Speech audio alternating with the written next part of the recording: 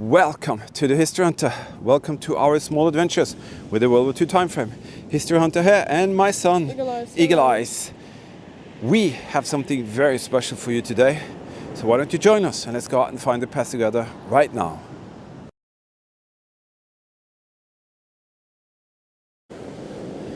Indeed, the Atlantic Wall is a fascinating line of fortifications. And they built, Hitler said, build me the Atlantic Wall to protect the coastline of Western Europe and Scandinavia, and they did. Tens of thousands of crazy structures everywhere. And the ones that we're going to show you today, they are pretty spectacular. By the way, thank you for being here and watching, subscribing and commenting. It is greatly appreciated. And if you're a Patreon team member, thank you so very much for your very, very kind help and being a Patreon team member. Also to all of you donate on the PayPal thing, it is so greatly appreciated and it keeps us out here to do what you see. Nevertheless, up in the dunes here, there's a ton of features, but some of them are actually not in the dunes any longer. You know, some of them are there, but many of them are actually in there. And how did that happen? Well, I will definitely tell you a little bit more about that as well. When the Germans started to build the Atlantic Wall in this region, they built it high up on the dunes, all the way up on the top.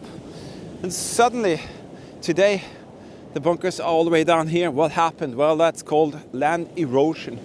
When the winter storms comes in, the ocean goes all the way up here, removes sand, and what is on top higher up suddenly goes down. They don't go further forward, some of them go a couple of meters maybe, but they were here. But they were like 8-10 meters higher up, and then whoop, boom, now they're laying on the beach. In a few years' time, they're actually not going to be here. So these bunkers are here today, gone tomorrow. This is an image that Eagle Eye Research found, and what are we looking at, Eagle Eyes? It's a 671 gun bunker, 10.5 centimeter gun. Yeah, and it has camouflage webbing everywhere. And that is what Eagle Eye said, Daddy, what is that? So we researched it, and on this Lost Documents tour, it's about finding these lost pictures, lost images and reports and maps, and then try and figure out where that is. And we did that, and that is right there. So this 671 bunker, you can see it was high up into the dunes. Now it's just laying there as a wreck from the past. But down here, it was all about this. The 671 gun bunker with a 10.5 centimeter gun behind a little panzer shield. And here you can see the iconic front of such a bunker. Today, it is completely filled with sand. And again, remember, it was just as high up as the highest sand dunes there, and now look where it is, just where the water meets the sand when there's a high tide and a very heavy duty storm coming in, and then it just starts to wash and wash and wash. And in a few years, this thing will actually not be here anymore. It has quite a few small, very unique details, and it's this stuff here. They put some, when they casted them, they put some rocks in some cloth and they just kind of made these indentations. It's a part of a system to make it look like it's something else than a rock solid concrete surface. It makes it look like mountain, I guess. And inside here, that is exactly where that gun used to be. So this is the image of Eagle Eyes, what he was expecting to find. But this is actually the reality of today. This Lost Documents tour has turned out to become incredible. But just a couple of days ago, the water came all the way up here. Believe me, yes it did. It was impossible to even go near the beach. So we lost a couple of the explorers because of that. And we experienced 46, 48 meters per second wind gusts, and the camper van almost flipped over. So I was scared for my life actually one night there. But we managed to save ourselves by parking up next to a wall in a shop and saved our vehicle and ourselves in a way. But that is how ferocious the ocean is here when it's really heavy duty weather ongoing. So this 671 Regelbau is very often accompanied by something else, and that is a crew bunker. Because all of these crews, you know, Heinrich and Wilfred and Wilhelm or Jona, they came here, they served, and their purpose was to protect the Atlantic Wall. And if they had a vessel out there that looks suspicious, there would come a firing solution from the fire control bunker that we're going to see later. And all of these guns, there were 6 of them here, they would fire at once by electronical command or fire at will out there. And, you know, that vessel would stand no chance. That, my friend, is a German World War II S-mine display, and we create and give them away to our patron team members. This is a German Soldatenheim little shadow box. This is a 9mm munition box. Everything here is original. These are artifacts from the Second World War, and we give them away to our patron team members. If you want to check out how to become a patron team member, there's a link here in the video description where it says more. Just click that, then you click the link for the patron, and then you'll see how you can become a patron team member, and you will in the end up with something absolutely spectacular, some small artifacts from the Second World War, and we will share history in a very special way together. This is where the crew stayed. This is a Regelbau 501. It's a crew bunker. And again, you can see it just slowly goes down. This is a machine gun bunker, a top rock actually attached next to it. You see that? It's broken off. It used to be attached to the side there. And again, this bunker was never here. It was like 8 meters further up where you can see the sand dunes there. But this is the erosion of the land. So this is where Heinrich and Wilfred and Jona would stay during their guard duties. They would stay in here, but they could also actually store munition inside these living quarters. And that's a bit scary in a way. So would you go inside there and sleep with 400 artillery shells? I don't know, I would not, but you were ordered to, and there's no way out of it. So that's the option these guys had. Eagle Eyes tried to dig into the machine gun nest. It was impossible. It is full of sand.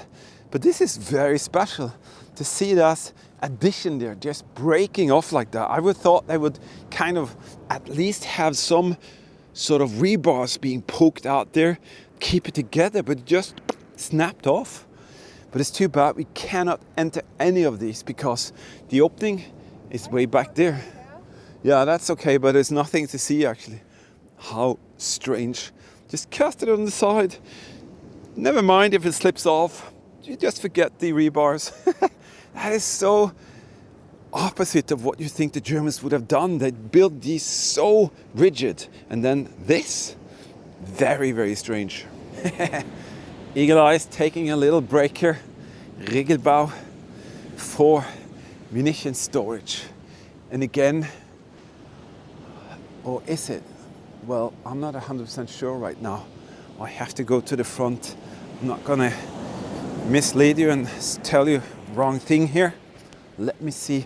This looks mysteriously like, no, it's the gun bunker again. Yep, that's one of them. 671. Where is the munition bunker? That's supposed to be right around the corner here. But look at that. This is what water does. It just comes in here, shuts it off, and it's completely compacted with sand. But once upon a time, let me do this. You see this? Let me show you what it could have looked like. Isn't that special? I'm gonna take a couple of photos here and we'll see if we find this munition bunker. I can't help thinking about that.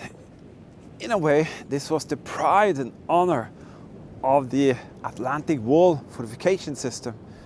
It was the pinnacle of the system that they thought would keep everybody out. It was the absolute top-notch weapon system on the coastline. And see what it is today.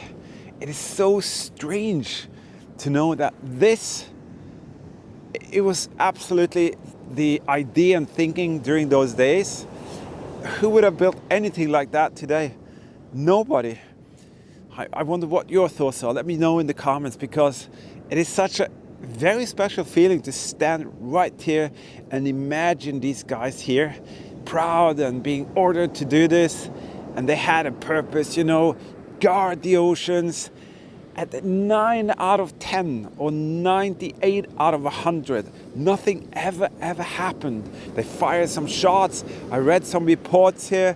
They encountered more than 250 times Allied aircraft passing out, fire up, and they had munition storage counts every day. If they spent 20 rounds of 20mm over there, it was accounted for. If they used 5 of the 10.5 centimeter shells, they were accounted for. They were so tedious and meticulous of everything. But just imagine all of that resource, thousands and thousands and thousands of guys, millions of tons of equipment, and for nothing. Basically for absolutely nothing. Today, many of these are just victims of people spray canning them and all of that. They don't have a clue, most of them. For us, they're important to dig into and understand. And when you go here, it's like you get a little connection of, you know, the guys and the history. But for me, it's a mystery. Here, by the way, is another 501. This is a, what is it? 501. It's a crew bunker. And you can see the ventilation there where Eagle Eyes is going. The backside was the opening. But for me, it's a mystery. Why did they create the Atlantic Wall? It's a strange thing to just know that they really thought that this would keep everybody out. We know the result of that. They did that in Normandy as well, and nothing could keep the Allies out. So at most of these locations, probably 98 out of 100 of these locations, nothing ever happened.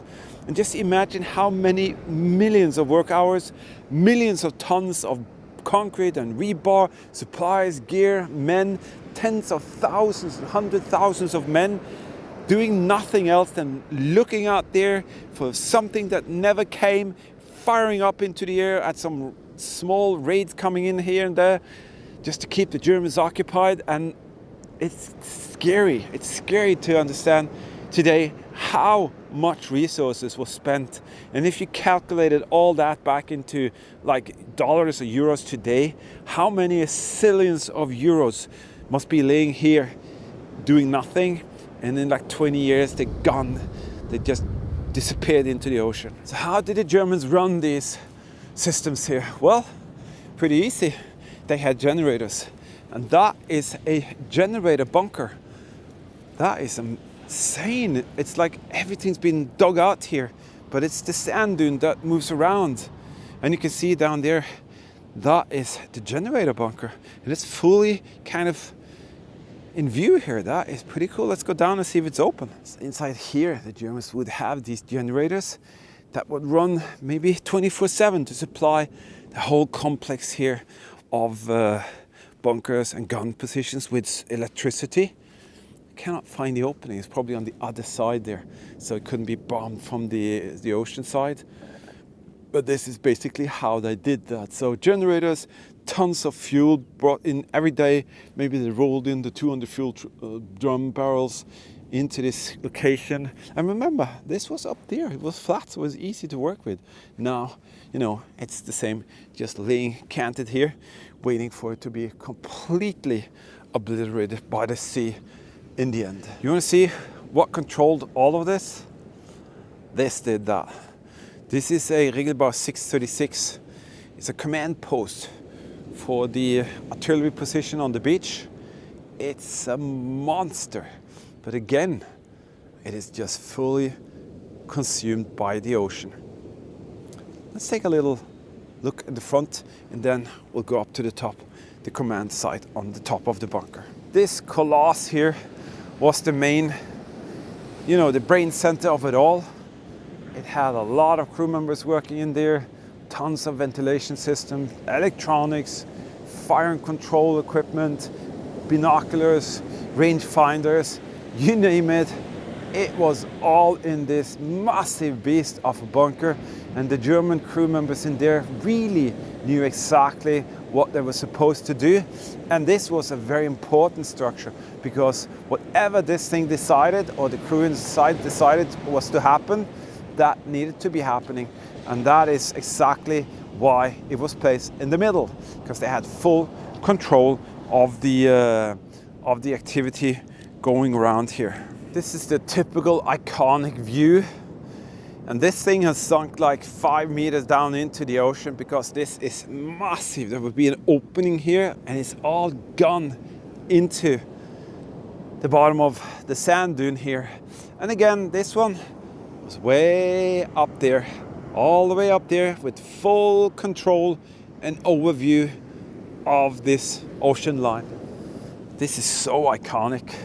Seen that in many more war movies. Antenna array attachment there, something going on there. I don't know why people bother to do that crap. They call it art. For me, it's just crap. I hate those people. And if I see them, I'll kick them in the butt. No, but nevertheless, it doesn't belong there. So I don't know why people bother doing it. This is a place where people could have, you know, given their lives. Why put a lot of crap onto it? Doesn't matter if it's German or French or American or British. These were men, brave men and soldiers who fought for what they were determined to fight against, or whatever the cause was. Why do you stain that with stupid graffiti? I don't know. These, I think, are antenna attachments here and here. And right here, there used to be a square, a huge square, and there would be a range finder here. These are probably ventilation, and then they have their own defense system. You know, the machine gun Tobruk, that's a near defense system for the bunker itself.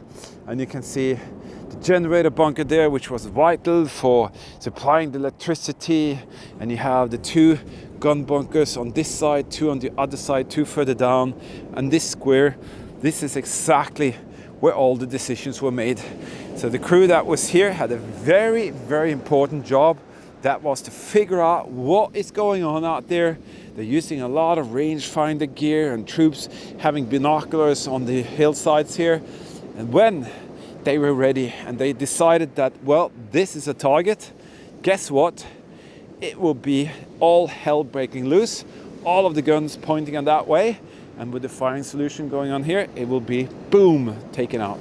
Daddy, let's show them this group of bunkers. Yeah, we're gonna show you a group of bunkers, which is kind of, this is the setup. You have a gun bunker, you have a crew bunker, and you have a munition storage. And all of that is gonna be right in a little cluster behind here. So you can see the setup of each and every one of the gun positions, what it contained. Gun bunker over there, crew bunker, and behind the crew bunker is an M bunker. Yeah, so you have the gun bunker, and this is kind of the best one I've seen so far. Maybe I can even go inside. And you have the crew bunker, and in the back, the munitions. So that is one station on the coastal fortress here. There's one there also. Yeah, so there were around 30 guys manning this cluster of 3 bunkers. And you can see the proximity of each other. So they needed munition. They needed to have the crew ready for handling the gun, and they needed crew to get munition to the gun bunker. This one is the one that looks the most of this. So you can see the opening where the gun actually was, but it's again fully buried under there. Looks like a machine gun Tobruk just broke off it. So this is the one that looks at least the most like you regularly see these when they're in battle ready station. The thing here is very iconic, the piece here. They actually used that also to hoist the gun in place. And if you see here, this is the inside where the gun used to be. But of course, there's nothing. It's just sand. We can go on the backside and see if we can see some more there. This is where the gun crew operated gun, the ammunition storage and all of that. But check it out. The only little thing that is left is this little connection here where they had a socket to put in a cable and, you know, some gear that needed electricity. This is basically all you can see here. This is the remnants and the pride and honor of the Kriegsmarine who operated this place. It's strange to see. One thing which is also very scary when it comes to these locations, and that is there were thousands and thousands and thousands of mines. Telemines, these huge ones here for vehicles, and the notorious Bouncing Betty, the S mine. Thousands upon thousands. And the Germans had to remove them themselves. So dozens of the German troops gave their life, actually died, and they tried to demine the beaches on the Atlantic Wall. And there were several million mines out there, and there still are. And we have actually found several of them on our journeys. And it's rare to come by, but I can promise you they are still out there. And that's a pretty scary little thing to think about. Indeed, my friends, it is quite exciting to be out there. This was from the Lost Documents tour that you guys made possible. If you want to help us out to reach more locations, you know, we have this super thanks feature here.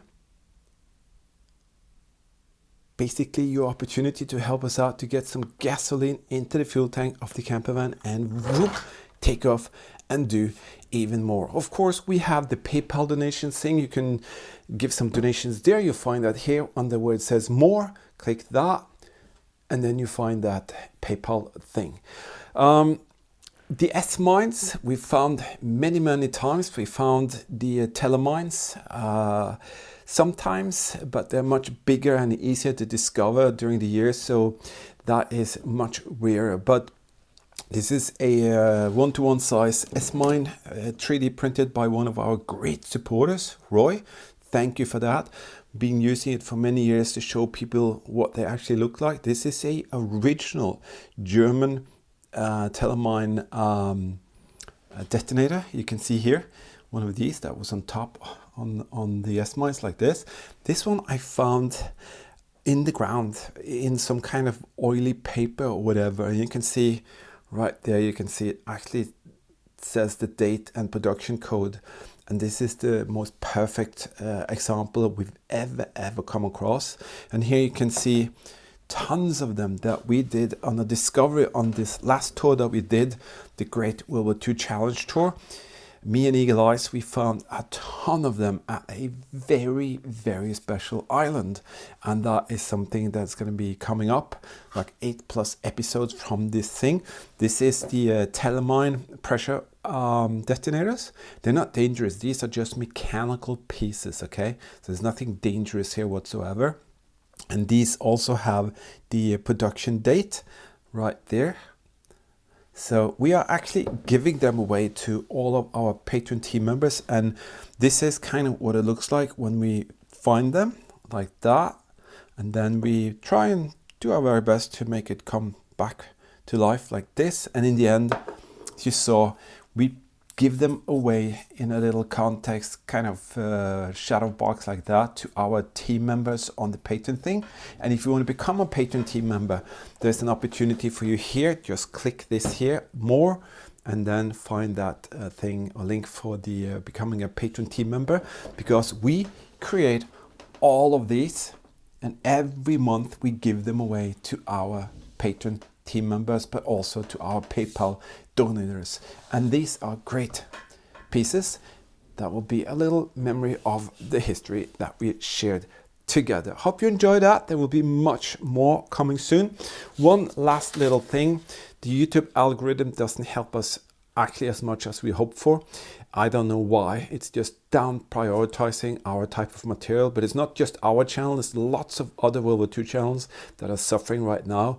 And the one way to actually work against it is to actually watch the videos in full length. In that way, the YouTube algorithm will help us to get out there and reach more people. It's actually one of the most important things for us when it comes to how you can help us just by watching the full thing. If you skip, doesn't help us nothing at all.